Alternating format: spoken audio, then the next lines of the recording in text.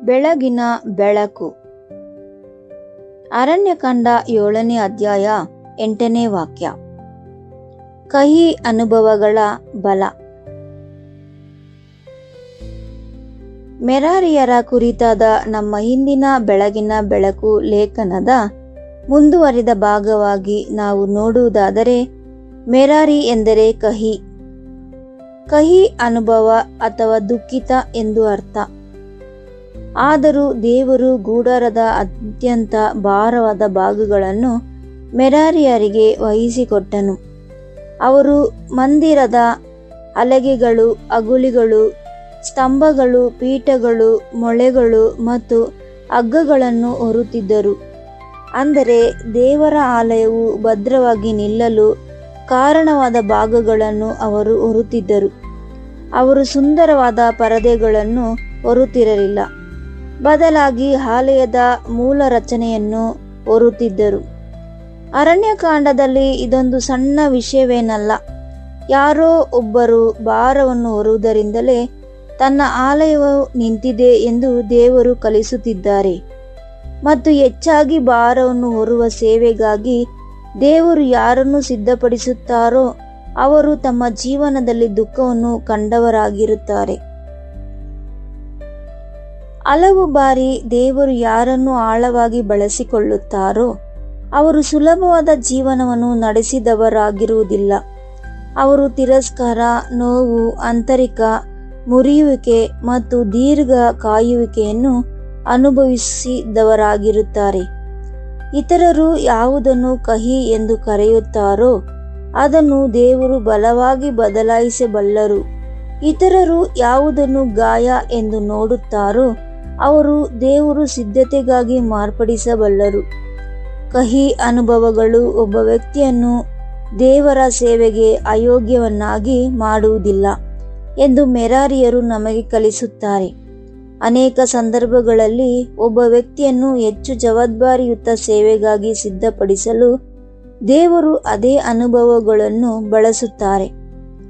ಸಂಕಟವು ಒಳ್ಳೆಯದು ಎಂದು ಕಾರಣಕ್ಕಾಗಿ ಅಲ್ಲ, ಬದಲಾಗಿ ದೇವರು ಒಳ್ಳೆಯವರಾಗಿರುವುದರಿಂದ ಆತನು ನೋವಿನ ಸಂಗತಿಗಳನ್ನು ವಿಮೋಚಿಸಿ ಸದುಪಯೋಗ ಪಡಿಸಿಕೊಳ್ಳುವುದು ಹೇಗೆಂದು ತಿಳಿದಿದ್ದಾನೆ. ಸತ್ಯವೇದವು ಈ ಮಾದರಿಯನ್ನು ಪದೇ ಪದೇ ತೋರಿಸುತ್ತದೆ. ಯೋಸೇಫನು ನಂಬಿಕೆ ದ್ರೋಹ, ಸುಳ್ಳು ಆರೋಪ ಮತ್ತು ಸೆರೆಮನೆಯ ಅನುಭವವನ್ನು ಹೊಂದಿದ್ದನು. ಆದರೂ ದೇವರು ಅವನನ್ನು ಅನೇಕ ಜೀವಗಳನ್ನು ಉಳಿಸಲು ಬಳಸಿಕೊಂಡನು. ಯೋಸೇಫನು ಹೀಗೆ ಹೇಳಲು ಸಾಧ್ಯವಾಯಿತು, ನೀವು ನನಗೇನು ಕೇಡನ್ನು ಮಾಡಬೇಕೆಂದಿದ್ದೀರಿ? ಆದರೆ ದೇವರು ಅದನ್ನು ಮೇಲಕ್ಕಾಗಿಯೇ ಮಾಡಿಸಿದನು. ಆದಿಕಾಂಡ 50ನೇ ಅಧ್ಯಾಯ 20ನೇ ವಾಕ್ಯ. ಮೋಶೆಯು ಒಂದು ಕಾಲದಲ್ಲಿ ಆತ್ಮವಿಶ್ವಾಸದಿಂದ ತುಂಬಿದನು. ಆದರೆ ದೇವರು ಅವನ ಸ್ವಂತ ನಂಬಿಕೆಯನ್ನು ಮುರಿದು ಆತನು ದೇವರ ಧ್ವನಿಯ ಮೇಲೆ ಅವಲಂಬಿತವಾಗುವಂತೆ ಮಾಡುವವರೆಗೆ ಅವನು ಅರಣ್ಯದಲ್ಲಿ ಅನೇಕ ವರ್ಷಗಳನ್ನು ಕಳೆದನು. ದಾವೀದನು ರಾಜನಾಗುವ ಮೊದಲು ಗುಹೆಗಳನ್ನು, ಕಣ್ಣೀರನ್ನು, ಕಾಯುವಿಕೆ ಮತ್ತು ದ್ರೋಹವನ್ನು ಕಂಡಿದ್ದನು. ಪೌಲನು ಸಂಕಟ ಮತ್ತು ದೌರ್ಬಲ್ಯವನ್ನು ಒತ್ತಿದರೂ ಆತನು ದೇವರ ಕೆಲಸದಲ್ಲಿ ಒಂದು ಸ್ತಂಭವಾದನು. ದೇವರು ಕಳೆದುಕೊಂಡ ಸಮಯಗಳನ್ನು ವ್ಯರ್ಥ ಮಾಡುವುದಿಲ್ಲ. ದೇವರು ಅವುಗಳಿಂದ ಇತರರನ್ನು ಬೆಂಬಲಿಸಬಲ್ಲ ಬಲವಾಗಿ ಬದಲಾಯಿಸುತ್ತಾರೆ. ಆತ್ಮಿಕವಾಗಿಯೂ ಇದು ಹೀಗೆಯೇ ಕೆಲಸ ಮಾಡುತ್ತದೆ. ಕಹಿ ಅನುಭವಗಳ ಮೂಲಕ ಬಂದವರು ಹೆಚ್ಚಾಗಿ ಅದರ ಪಾಂಡಿತ್ಯದಿಂದ ಹೊರೆಯನ್ನು ಹೊರಬಲ್ಲವರಾಗುತ್ತಾರೆ. ಪರಿಸ್ಥಿತಿಗಳು ಭಾರವಾದಾಗ ಹೇಗೆ ನಿಲ್ಲಬೇಕೆಂದು ಅವರಿಗೆ ತಿಳಿದಿರುತ್ತದೆ. ಇತರರು ಕುಸಿದು ಬಿದ್ದಾಗ ಹೇಗೆ ಸಹಿಸಿಕೊಳ್ಳಬೇಕೆಂದು ಅವರಿಗೆ ತಿಳಿದಿರುತ್ತದೆ. ತಾವು ಸ್ವತಃ ದೇವರಿಂದ ಬಲ ಹೊಂದಿರುವುದರಿಂದ ಇತರರನ್ನು ಹೇಗೆ ಬಲಪಡಿಸಬೇಕೆಂದು ಅವರಿಗೆ ತಿಳಿದಿರುತ್ತದೆ. ನಮಗೆ ಯಾವುದೇ ಸಂಕಟ ಬಂದಾಗ ದೇವರು ನಮಗೆ ಆದರಣೆ ನೀಡುತ್ತಾರೆ. ಇದರಿಂದ ನಾವು ಯಾವುದೇ ತೊಂದರೆಯಲ್ಲಿರುವವರಿಗೆ ಆದರಣೆ ನೀಡಲು ಶಕ್ತರಾಗುತ್ತೇವೆ ಎಂದು ಪೌಲನು ಬರೆದಿದ್ದಾನೆ. 2 ಕೊರಿಂಥದವರಿಗೆ 1ನೇ ಅಧ್ಯಾಯ 3 ಮತ್ತು 4ನೇ ವಾಕ್ಯ. ಇದೊಂದು ಆಳವಾದ ಸತ್ಯ. ನಮಗೆ ಸಿಗುವ ಆದರಣೆಯು ಕೇವಲ ನಮಗಾಗಿ ಮಾತ್ರವಲ್ಲ, ಇತರರನ್ನು ಒತ್ತುಕೊಳ್ಳಲು ಬಲ್ಲ ಒಬ್ಬ ಸೇವಕನನ್ನು ದೇವರು ರೂಪಿಸುತ್ತಿದ್ದಾನೆ. ಆದುದರಿಂದ ತನ್ನ ಸಹಭಾಗಿತ್ವದ ಭಾರವಾದ ರಚನೆಯನ್ನು ಹೊರುವವರ ಚಿತ್ರಣವಾಗಿ ಮೆರಾರಿಯರನ್ನು ನಾವು ಅರ್ಥ ಮಾಡಿಕೊಳ್ಳಬಹುದು. ಇದು ಈ ಕೆಳಗಿನವುಗಳನ್ನು ಒಳಗೊಂಡಿರುತ್ತದೆ: ಸತ್ಯವನ್ನು ನಂಬಿಗಸ್ತಿಕೆಯಿಂದ ಸಾರುವುದು. ಸತ್ಯವು ಜನಪ್ರಿಯವಾಗಿಲ್ಲದಿದ್ದರೂ ಅದನ್ನು ಸಾರುವುದು. ಸತ್ಯವನ್ನು ಹೊರುವುದು ಯಾವಾಗಲೂ ಹಗುರವಲ್ಲ, ಕೆಲವೊಮ್ಮೆ ಅದು ಭಾರವಾಗಿರುತ್ತದೆ. ಅದಕ್ಕಾಗಿ ಸುಖ ಸೌಕರ್ಯಗಳು, ಸಂಬಂಧಗಳು ಮತ್ತು ಕೀರ್ತಿಯನ್ನು ತ್ಯಾಗ ಮಾಡಬೇಕಾಗಬಹುದು. ತಕ್ಕ ಸಮಯದಲ್ಲಿ ಸಾರುವಂತೆಯೂ ತಾಳ್ಮೆಯಿಂದಲೂ ಬೋಧನೆಯಿಂದಲೂ ತಿದ್ದುಪಾಟು ಮಾಡುವಂತೆ ಪೌಲನು ತಿಮೋಥೆಯನಿಗೆ ಹೇಳಿದನು. 2 ತಿಮೋಥಿ 4ನೇ ಅಧ್ಯಾಯ 2ನೇ ವಾಕ್ಯ. ಅಂತಹ ಸೇವೆಯು ಸೌಮ್ಯ ಮನಸ್ಸಿನವರಿಗಾಗಿ ಅಲ್ಲ, ಒತ್ತಡ ಮೂಲಕ ರೂಪಿಸಲ್ಪಟ್ಟವರಿಗೆ ದೇವರು ಅಂತಹ ಜವಾಬ್ದಾರಿಯನ್ನು ನೀಡುತ್ತಾರೆ. ಸಭೆಯನ್ನು ಸಂಘಟಿಸುವುದು ಮತ್ತು ಬಲಪಡಿಸುವುದು. ವಿಷಯಗಳು ಅಚ್ಚುಕಟ್ಟಾಗಿ ನಿಲ್ಲುವಂತೆ ಮಾಡುವುದು. ಮೆರಾರಿಯರು ಹಲಗೆಗಳನ್ನು ಮತ್ತು ಸ್ತಂಭಗಳನ್ನು ಹೊರುತ್ತಿದ್ದರು, ಅವರು ಸ್ಥಿರತೆಯನ್ನು ಹೊರುತ್ತಿದ್ದರು. ಅದೇ ರೀತಿ ಕೆಲವು ವಿಶ್ವಾಸಿಗಳು ಸಹಭಾಗಿತ್ವದ ದೃಢವಾಗಿ ನಿಲ್ಲಲು ಸಹಾಯ ಮಾಡಲು, ದೌರ್ಬಲ್ಯಗಳನ್ನು ಬಲಪಡಿಸಲು ಮತ್ತು ವಿಷಯಗಳನ್ನು ಸರಿಪಡಿಸಲು ಕರೆಯಲ್ಪಟ್ಟಿದ್ದಾರೆ. ತೀತ ಬರೆದ ಪತ್ರಿಕೆ 1ನೇ ಅಧ್ಯಾಯ 5ನೇ ವಾಕ್ಯ. ಇದು ಯಾವಾಗಲೂ ಕಣ್ಣಿಗೆ ಕಾಣುವ ಸೇವೆಯಾಗಿರುವುದಿಲ್ಲ, ಆದರೆ ಇದು ಅತ್ಯಗತ್ಯವಾದ ಸೇವೆಯಾಗಿದೆ. ಮೂಲ ರಚನೆಯು ದುರ್ಬಲವಾದಾಗ ಉಳಿದೆಲ್ಲವೂ ಅಸ್ಥಿವಾರವಾಗುತ್ತವೆ. ಒಬ್ಬರ ಹೊರೆಯನ್ನು ಇನ್ನೊಬ್ಬರು ಹೊರುವುದು. ದೇವರ ಆಲಯವು ಕೇವಲ ಪ್ರಸಂಗಗಳಿಂದ ಮಾತ್ರವಲ್ಲ, ಇತರರು ಹೊರುವ ಪ್ರೀತಿಯಿಂದ ನಿಂತಿದೆ. ಸತ್ಯವೇದವು ಹೇಳುತ್ತದೆ, ಒಬ್ಬರ ಭಾರವನ್ನು ಒಬ್ಬರು ಹೊತ್ತುಕೊಳ್ಳಿರಿ, ಹೀಗೆ ಕ್ರಿಸ್ತನ ನಿಯಮಗಳನ್ನು ನೆರವೇರಿಸಿರಿ. ಗಲಾತ್ಯದವರಿಗೆ 6ನೇ ಅಧ್ಯಾಯ 2ನೇ ವಾಕ್ಯ. ಇದು ಮೆರಾರಿಯರ ಕೆಲಸ. ಇದು ಭಾರವಾದುದು, ಏಕೆಂದರೆ ಇದಕ್ಕೆ ತಾಳ್ಮೆ, ಪ್ರಾರ್ಥನೆ ಮತ್ತು ಅಚಲವಾದ ಪ್ರೀತಿ ಬೇಕು. ಇತರರು ಹೋರಾಟಗಳಲ್ಲಿ ಅವರೊಂದಿಗೆ ಹೆಮ್ಮೆ ಪಡದೆ ವಿನಯದಿಂದ ನಡೆದುಕೊಳ್ಳುವುದು ಇದಕ್ಕೆ ಅಗತ್ಯ. ಅಜ್ಞಾತ ಸೇವೆ. ಸಭೆಯನ್ನು ಒಂದುಗೂಡಿಸುವುದು ಅಜ್ಞಾತ ಶ್ರಮ. ಅನೇಕ ವಿಶ್ವಾಸಿಗಳು ಪ್ರಾರ್ಥನೆ, ಆಪ್ತ ಸಮಾಲೋಚನೆ, ಬೆಂಬಲ, ಮಾರ್ಗದರ್ಶನ, ಶಾಂತಿ ಕಾಪಾಡುವುದು ಮತ್ತು ಜನರನ್ನು ಸತ್ಯದ ಹಾದಿಯಲ್ಲಿರಿಸುವ ಕಣ್ಣಿಗೆ ಕಾಣದ ಕೆಲಸಗಳನ್ನು ಮಾಡುತ್ತಾರೆ. ಇವು ಜನರು ಚಪ್ಪಾಳೆ ತಟ್ಟುವ ಸೇವೆಗಳಿಲ್ಲದಿರಬಹುದು, ಆದರೆ ಇವು ಆಲಯದ ರಚನಾತ್ಮಕ ಸೇವೆಗಳು. ಶರೀರದ ಯಾವ ಭಾಗಗಳು ಅತಿ ಹೀನವೆಂದು ತೋರುತ್ತವೋ ಅವುಗಳೇ ಹೆಚ್ಚು ಅವಶ್ಯಕವಾಗಿವೆ ಎಂದು ಪೌಲನು ಹೇಳುತ್ತಾನೆ. 1 ಕೊರಿಂಥದವರಿಗೆ 12ನೇ ಅಧ್ಯಾಯ 22ನೇ ವಾಕ್ಯ. ದೇವರು ಗುಪ್ತ ಬಲವನ್ನು ಗೌರವಿಸುತ್ತಾನೆ. ಗುಪ್ತವಾಗಿ ಭಾರ ಹೊರುವವನನ್ನು ಆತನು ನೋಡುತ್ತಾನೆ. ಸಂಕಟಗಳನ್ನು ಸಹಿಸಿಕೊಳ್ಳುವುದು. ಇತರರು ದೃಢವಾಗಿ ನಿಲ್ಲುವಂತೆ ತಾವು ಸಂಕಟಗಳನ್ನು ಸಹಿಸುವುದು. ಪೌಲನು ಬರೆದನು, ಆಯಲ್ಪಟ್ಟವರಿಗೋಸ್ಕರ ನಾನು ಎಲ್ಲವನ್ನೂ ಸಹಿಸಿಕೊಳ್ಳುತ್ತೇನೆ.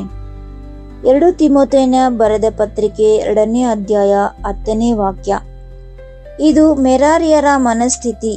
ಕೇವಲ ವೈಯಕ್ತಿಕ ಜಯಕ್ಕಾಗಿ ಅಲ್ಲ, ದೇವರ ಆಲಯವು ಸ್ಥಾಪಿತವಾಗಿರುವುದಕ್ಕಾಗಿ ಸಹಿಸಿಕೊಳ್ಳುವುದು. ಕೆಲವು ವಿಶ್ವಾಸಿಗಳು ನಿಶ್ಶಬ್ದವಾಗಿ ಸಂಕಟ ಪಡುವುದನ್ನು ಕಲಿಯುತ್ತಾರೆ ಮತ್ತು ಇನ್ನೂ ನಂಬಿಗಸ್ತರಾಗಿರುತ್ತಾರೆ. ಅವರ ಜೀವನವು ಇತರರಿಗೆ ಸ್ತಂಭವಾಗಿರುತ್ತದೆ. ಕಣ್ಣೀರಿನೊಂದಿಗೆ ಸತ್ಯವನ್ನು ಮಾತನಾಡುವುದು. ಕೆಲವರು ಅಧ್ಯಯನ ಮಾಡಿದ್ದರಿಂದ ಮಾತನಾಡುತ್ತಾರೆ, ಇನ್ನು ಕೆಲವರು ಸಂಕಟ ಪಟ್ಟಿದ್ದರಿಂದ ಮತ್ತು ಆ ಸಂಕಟದಲ್ಲಿ ದೇವರು ಅವರನ್ನು ಭೇಟಿಯಾಗಿರೋದ್ರಿಂದ ಸತ್ಯವನ್ನು ಭಾರದೊಂದಿಗೆ ತೂಕದೊಂದಿಗೆ ಮಾತನಾಡುತ್ತಾರೆ. ಪೌಲನು ಕಣ್ಣೀರಿನೊಂದಿಗೆ ಸಭೆಯನ್ನು ಜಾಗರೂಕತೆಯಿಂದ ನೋಡಿಕೊಂಡನು. ಅಪೊಸ್ತಲ ಕೃತ್ಯಗಳು 20ನೇ ಅಧ್ಯಾಯ 31ನೇ ವಾಕ್ಯ. ಕಣ್ಣೀರು ಮತ್ತು ಸತ್ಯ ಒಟ್ಟಿಗೆ ಸೇರಿದಾಗ ಮೌಲ್ಯ ಬರುತ್ತದೆ. ಕಹಿ ಅನುಭವಗಳನ್ನು ದೇವರಿಗಾಗಿ ಸಮರ್ಪಿಸಿದಾಗ ಸಂದೇಶವು ಆತ್ಮಾಧಿಕ ತೂಕವನ್ನು ಪಡೆದುಕೊಳ್ಳುತ್ತದೆ. ವಿಜ್ಞಾಪನೆ ಮತ್ತು ಆತ್ಮಿಕ ಜಾಗರೂಕತೆ. ಕೆಲವು ವಿಶ್ವಾಸಿಗಳು ಪ್ರಾರ್ಥನೆಯಲ್ಲಿ ಹೊರೆಯನ್ನು ಹೊರುವವರು. ಅವರು ದೇವರ ಮುಂದೆ ಗುಟ್ಟಾಗಿ ಆಲಯವನ್ನು ಎತ್ತಿ ಹಿಡಿಯುತ್ತಾರೆ. ಯೆಹೆಜ್ಕೇಲನು ಬಿರುಕಿನಲ್ಲಿ ನಿಂತುಕೊಳ್ಳುವವನ ಬಗ್ಗೆ ಮಾತನಾಡಿದ್ದಾನೆ. ಯೆಹೆಜ್ಕೇಲ 22ನೇ ಅಧ್ಯಾಯ 30ನೇ ವಾಕ್ಯ. ಇದು ಆರ್ಭಟದ ಸೇವೆಯಲ್ಲ, ಆದರೆ ಶಕ್ತಿಯುತವಾದ ಸೇವೆಗಾಗಿದೆ. ಅನೇಕ ಬಾರಿ ದೇವರ ಆಲಯವು ರಹಸ್ಯವಾಗಿ ಪ್ರಾರ್ಥಿಸುವುದರಿಂದಲೇ ಎತ್ತಿ ಹಿಡಿಯಲ್ಪಡುತ್ತದೆ. ಹೀಗಾಗಿ ಮೆರಾರಿಯರು ನಮಗೆ ಒಂದು ಆಳವಾದ ಪಾಠವನ್ನು ಕಲಿಸುತ್ತಾರೆ. ಕಹಿಯು ಕಹಿಯಾಗಿಯೇ ಉಳಿಯಬೇಕಿಲ್ಲ. ದೇವರ ಕೈಯಲ್ಲಿ ಕಹಿಯು ಹೊರೆಯನ್ನು ಹೊರುವ ಕೃಪೆಗಾಗಿ ಬದಲಾಗಬಹುದು. ದುಃಖವು ಬಲವಾಗಬಲ್ಲದು. ಮುರಿದು ಹೋದ ಮನಸ್ಸು ಇತರರಿಗೆ ಬೆಂಬಲವಾಗಬಹುದು. ತುಂಬಾ ಕಣ್ಣೀರು ಹಾಕಿದವರು ಒಂದು ದಿನ ದೇವರ ಆಲಯವನ್ನು ಗಟ್ಟಿಯಾಗಿ ನಿಲ್ಲಲು ಸಹಾಯ ಮಾಡಬಹುದು. ದೇವರು ಕಹಿ ಜೀವನಗಳನ್ನು ವ್ಯರ್ಥ ಮಾಡುವುದಿಲ್ಲ. ಆತನು ಅವುಗಳನ್ನು ಸ್ತಂಭಗಳನ್ನಾಗಿ, ಭಾರ ಹೊರುವವರನ್ನಾಗಿ ಮತ್ತು ತನ್ನ ಆಲಯದ ಬಲವನ್ನಾಗಿ ಬದಲಾಯಿಸುತ್ತಾನೆ. ಕೀರ್ತನೆ 126ನೇ ಅಧ್ಯಾಯ 5ನೇ ವಾಕ್ಯ. ಕಣ್ಣೀರಿನಿಂದ ಬಿತ್ತುವವರು ಹರ್ಷಧ್ವನಿಯಿಂದ ಕೊಯ್ಯುವರು. ಕಣ್ಣೀರಿನಿಂದ ಬಿತ್ತಿದವರೇ ದೇವರ ಸಹಭಾಗಿತ್ವವು ನಿರ್ಮಿಸುವ, ಬಲಪಡಿಸುವ ಮತ್ತು ಎತ್ತಿ ಹಿಡಿಯುವವರಾಗಿರುತ್ತಾರೆ. ಇದು ಒಂದು ಗಂಭೀರವಾದ ಎಚ್ಚರಿಕೆ ಮತ್ತು ಸೌಮ್ಯದ ಪ್ರೋತ್ಸಾಹ. ಎಚ್ಚರಿಕೆ ಏನೆಂದರೆ ನೋವು ದೇವರಿಗೆ ಸಮರ್ಪಿತವಾಗಿರುತ್ತದೆ. ಅದು ಹೃದಯವನ್ನು ಕಠಿಣಗೊಳಿಸಬಹುದು. ಕಹಿಯನ್ನು ಹಾಗೆಯೇ ಉಳಿಸಿಕೊಂಡು ಪೋಷಿಸಿದರೆ ಅದು ವಿಷವಾಗಬಹುದು. ಆದರೆ ಪ್ರೋತ್ಸಾಹವೇನೆಂದರೆ ಅದೇ ನೋವನ್ನು ದೇವರ ಮುಂದೆ ಇಟ್ಟರೆ ಆತನು ಅದನ್ನು ಪವಿತ್ರ ಬಲವಾಗಿ ಬದಲಾಯಿಸಬಲ್ಲನು. ನಮ್ಮನ್ನು ಜಜ್ಜಿದ ನೋವನ್ನೇ ದೇವರು ತನ್ನ ಆಲಯಕ್ಕೆ ಉಪಯುಕ್ತವಾಗಿ ಮಾಡಬಲ್ಲನು. ಮೆರಾರಿ ಎಂದರೆ ಕಹಿ, ಆದರೆ ದೇವರು ಕಹಿಯನ್ನು ತೆಗೆದುಕೊಂಡು ತನ್ನ ಆಲಯವನ್ನು ಹೊರಲು ಬಳಸಿದನು. ಈಗ ನಾವು ಮುಂದಿನ ಹೆಜ್ಜೆಗೆ ಸಿದ್ಧರಾಗಿದ್ದೇವೆ. ಮೆರಾರಿಯರು ಅತ್ಯಂತ ಭಾರವಾದ ರಚನೆಯನ್ನು ಹೊರುತ್ತಿದ್ದ ಕಾರಣ ದೇವರು ಅವರಿಗೆ ಹೆಚ್ಚಿನ ಬಂಡಿಗಳನ್ನು ಮತ್ತು ಹೆಚ್ಚಿನ ಎತ್ತುಗಳನ್ನು ನೀಡಿದನು. ಆ ಸವಲತ್ತಿನಲ್ಲಿ ಒಂದು ಅರ್ಥವಿದೆ ಮತ್ತು ದೇವರ ಜ್ಞಾನದಲ್ಲಿ ಒಂದು ಆಧರಣೆ ಇದೆ. ಬಂಡಿಗಳು ಮತ್ತು ಎತ್ತುಗಳ ಬಗ್ಗೆ ನಾವು ನಾಳೆಯ ಬೆಳಗಿನ ಬೆಳಕು ಲೇಖನದಲ್ಲಿ ಅಧ್ಯಯನ ಮಾಡೋಣ. ಪ್ರಾರ್ಥನೆ. ಓ ಯೆಹೋವನೇ, ನಮ್ಮ ದೇವರೇ, ನಮ್ಮ ತಂದೆಯೇ, ನಿನ್ನ ಕಣ್ಣೀರನ್ನು ವ್ಯರ್ಥ ಮಾಡುವುದಿಲ್ಲ ಮತ್ತು ಮುರಿದು ಹೋದವರನ್ನು ಮರೆಯುವುದಿಲ್ಲ ಎಂಬುದಕ್ಕಾಗಿ ನಿನಗೆ ವಂದನೆಗಳು. ಕಹಿಯನ್ನು ಬಲವಾಗಿಯೂ ದುಃಖವನ್ನು ಹೊರೆಯನ್ನು ಹೊರುವ ಕೃಪೆಯಾಗಿಯೂ ಬದಲಾಯಿಸು. ನೋವಿನ ಮೂಲಕ ನಾವು ಕಠಿಣ ಹೃದಯರಾಗದಂತೆ ನಮ್ಮನ್ನು ಕಾಪಾಡು ಮತ್ತು ನಮ್ಮ ಗಾಯಗಳನ್ನು ನಿನ್ನ ಕೈಗೆ ಒಪ್ಪಿಸುವುದು ನಮಗೆ ಕಲಿಸು. ನಿನ್ನ ಆಲಯದಲ್ಲಿ ನಮ್ಮನ್ನು ನಂಬಿಗಸ್ತ ಸ್ತಂಭಗಳನ್ನಾಗಿ ಮಾಡು. ಸತ್ಯದಲ್ಲಿ ಸ್ಥಿರವಾಗಿ, ಪ್ರೀತಿಯಲ್ಲಿ ಸಮೃದ್ಧವಾಗಿ ಮತ್ತು ಸಹನೆಯಲ್ಲಿ ಬಲವಾಗಿರುವಂತೆ ಮಾಡು.